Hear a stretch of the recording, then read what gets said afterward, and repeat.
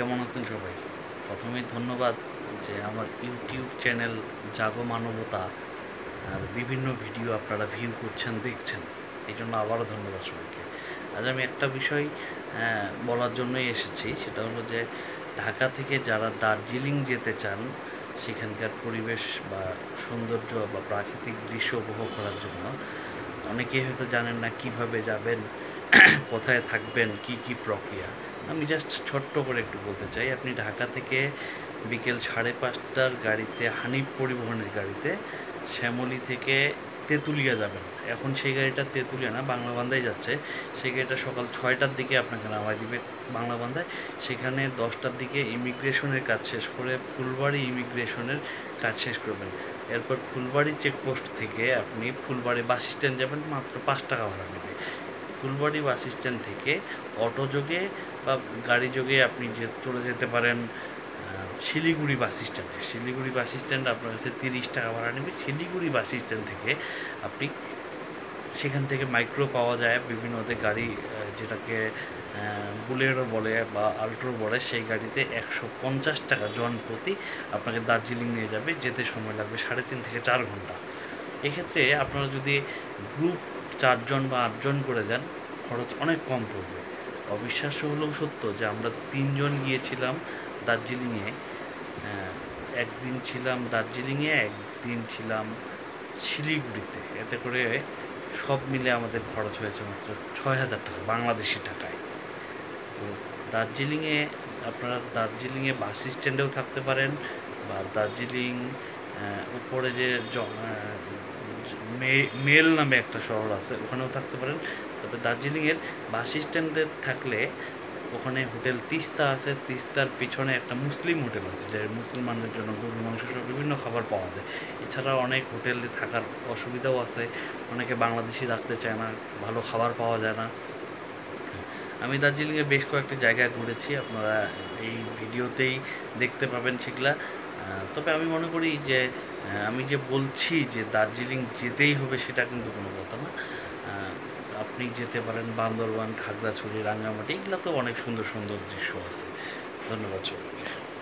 এখন যে জায়গাটাতে অবস্থান করছি নাম হলো বাতাসিয়া নদী। অন্যতম একটি দর্শনীয় স্থান। যারা বিভিন্ন দেশ থেকে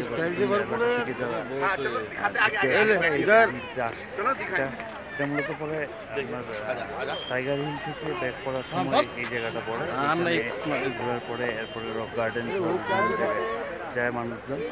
আর এখানে মাঝে মধ্যে আমরা দেখে থাকি বিভিন্ন দেশে নেপালি ড্রেস পরে যে যারা ছবি তুলে, এইখানেই সেই স্থান।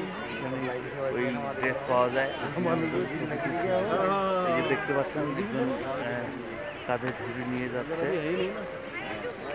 এরকম অনেক আছে এখানে, অনেকেই ওইভাবে ছবি তুলছে। জায়গাটা সুন্দর, অনেক সুন্দর।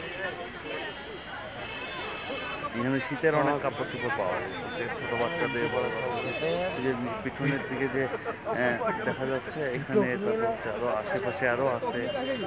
তবে কুয়াশা সবসময় মেঘে ঢাকা থাকে সব সময়। ধন্যবাদ। একটু হাতটা টানা রাখেন বলি আপনি।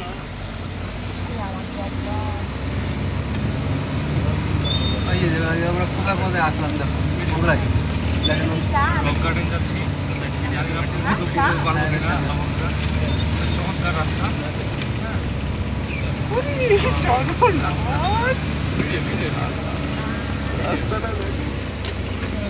ভাই আপনি এখানে আসেন।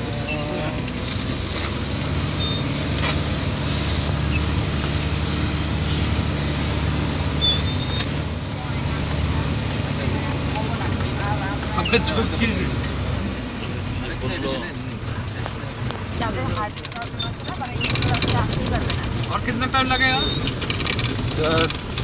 10 मिनट। 10 मिनट। रॉक गार्डन तो नीचे है।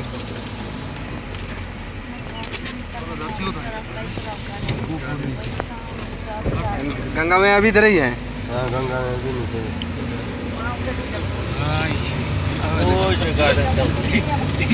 कौन वीडियो भाई नीचे का?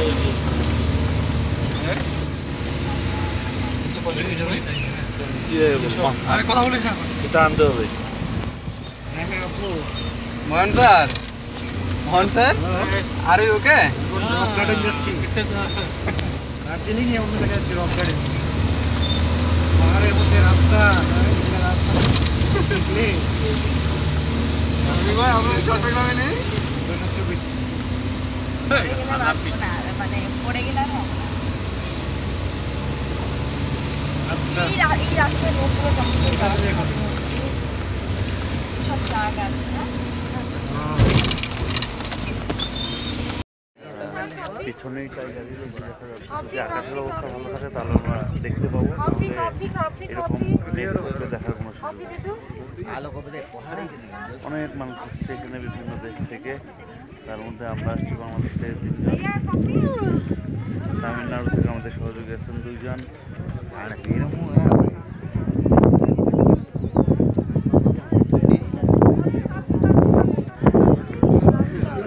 টাইগার হিল বিভিন্ন জায়গা থেকে আসছি টাইগার হিলের কফির দাম মাত্র 10 টাকা। আশপাশের যেসব লোকজন আছে তারা নিজের টাইগার হিল দেখতেও আসে এবং কফিও নিয়ে আসে কফি এটা তাদের একটা বড় ব্যবস্থা। আর টাইগার হিলের এই অংশটাতে সম্ভবত কোনো রকমের ভবন বা অন্য কিছু একটা হবে এমন হতে পারে কোনো টাওয়ার এই টাওয়ার থেকে যারা লোকজন দেখবে টাইগার হিলের যে জায়গাটাতে আমরা আছি সেটা তেমন নিরাপদ না। বৃষ্টি বা মেঘ খুব জমে গেলে পড়ে যেতে পারে পাশেই গর্ত পরবর্তী জানাবো পরবর্তী এটাতে বেশ কিছু ছবির শুটিং হয়েছে এটা হচ্ছে তার মধ্যে অন্যতম একটা মেহুনা পরে তারপর আরও বেশ কিছুর মতো মনে পড়ছে না আমার পাশেই একটা তালিকা দেওয়া আছে কোন ছবির শুটিং হয়েছে এখানে।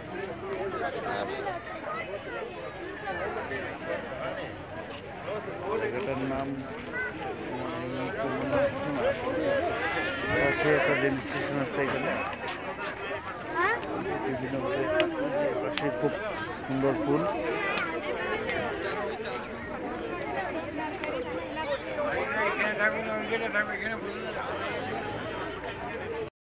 আমরা এখানে সবাই এই যে পিছন থেকে যারা আসছে সবাইকে দেখতে পাচ্ছেন সবাই টাইগার হিল দেখতে এসেছে বিভিন্ন জায়গা থেকে বিভিন্ন দেশ থেকে এই পাশের অংশ আজকে অল্প মাত্র মানে একটু দেখার সুযোগ হয়েছে পাশেই ছিল কাঞ্চনজঙ্ঘা কিন্তু সেটা দেখার সুযোগ হয়নি। কিন্তু আমরা এখন চলে যাব আমাদের রক গার্ডেনের দিকে। অসংখ্য মানুষ প্রতিদিন সকালে এখানে উঠে আসে টাইগার হিল দেখার জন্য।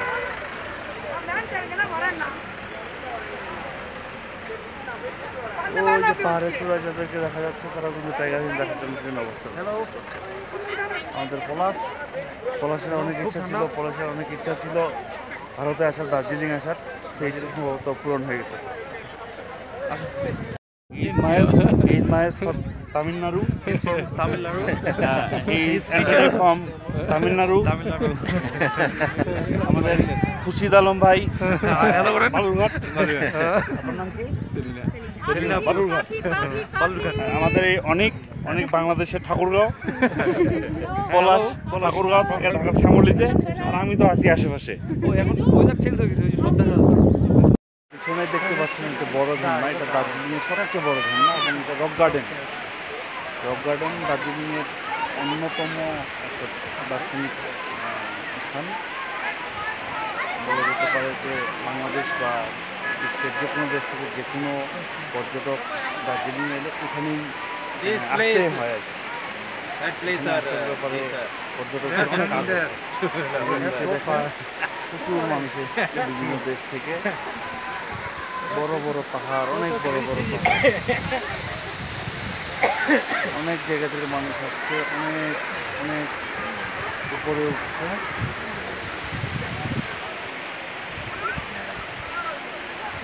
তবে অনেক ভয়ানক পথ পাড়ি দিয়ে এখানে আসতে হয়। ধন্যবাদ। দেখতেই পাচ্ছেন যে পিছনে ঝর্ণা আছে এই ঝর্ণাটি বিভিন্ন রক গার্ডেন অনেক উপর থেকে আসতে পারে। আমরা প্রায় সব ফুট বললে ভুল হবে, কয়েক হাজার ফুট পাহাড় থেকে নিচে নেমে আসে, যদিও এটাও একটা পাহাড়। ভাই ভিতরে এখানে সবসময় ভিতরে কিন্তু আর জিনিস তো ভিতরে দার্জিলিংয়ের দর্শনীয় স্থানগুলোর মধ্যে এটাও অন্যতম একটা রক গার্ডেন, কিন্তু অনেক কষ্ট করে অনেক অনেক নিচে নামতে হতো, পাহাড় অনেক নিচে।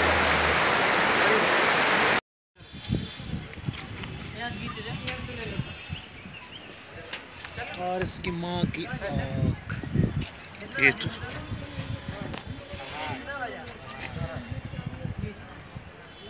এই মেঘটাতে ঢুকে যাচ্ছে এই জিনিসটার মধ্যে, তাহলে বুঝবি যে কি কাহিনী দেখি।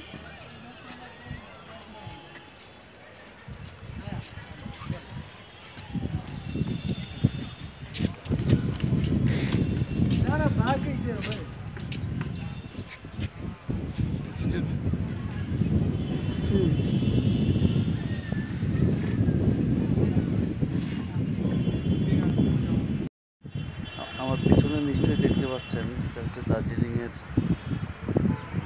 সবচেয়ে সুন্দর জায়গা। রাস্তার পেছনে বাড়িঘর অনেক কিছু আছে, অনেক। এখানে বিকেলবেলা প্রতিদিন এসে লোকজন দেখে।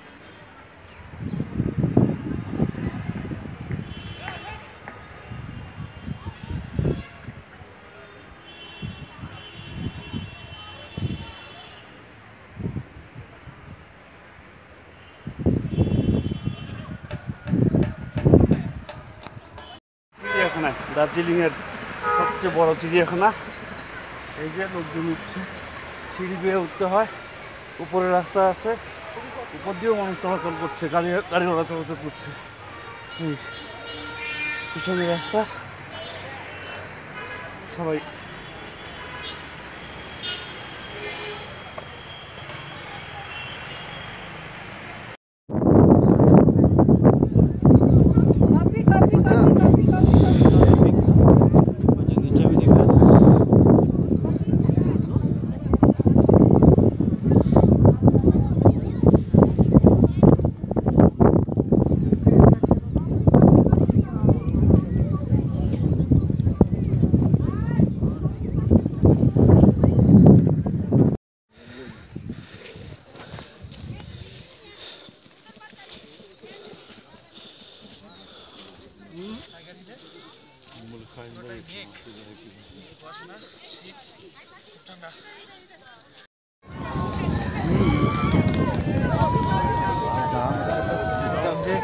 व्हिडिओ थोडासा खाली असेल